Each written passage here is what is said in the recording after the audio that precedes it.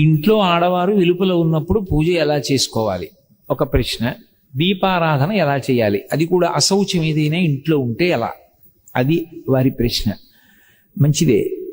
ఆడవారు వెలుపల ఉన్నా పూజ చేసుకోవడానికి అభ్యంతరం అనేటటువంటి ప్రశ్న అసలు ఎక్కడా లేదు. ఎందుకు లేదు అంటే, పూజ అనేటటువంటిది ఎవరు చెయ్యాలి అంటే ఇంటి యజమాని చెయ్యాలి.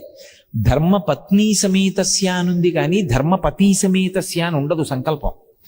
అంటే దాని అర్థం ఎవరు చెయ్యాలని? యజమాని చెయ్యాలి. యజమాని చేసి, నేను పూజ చేసిన కారణం చేత నా పత్ని బిడ్డలు అందరూ సుఖంగా ఉండాలని యజమాని కోరుకోవాలి. కాబట్టి ఇప్పుడు ఇల్లాలు వెలుపల ఉంటే ఇంట్లో పూజ చేయడానికి అభ్యంతరం ఎక్కడుంది? అభ్యంతరం ఏం లేదు.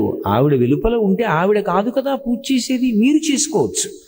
ఒకవేళ ఆవిడ వెలుపల ఉందండి, పిల్లలు చిన్నవాళ్ళు, వాళ్ళ బాగోగులు చూడాలి, వాళ్ళకి వేళకి పలహారం పెట్టాలి, ఏదో పాలు కాచివ్వాలి, అటు అది ఇది కూడా కష్టం అనుకుంటే, నేను ఇందాక చెప్పాగా లఘువు చేసుకోండి.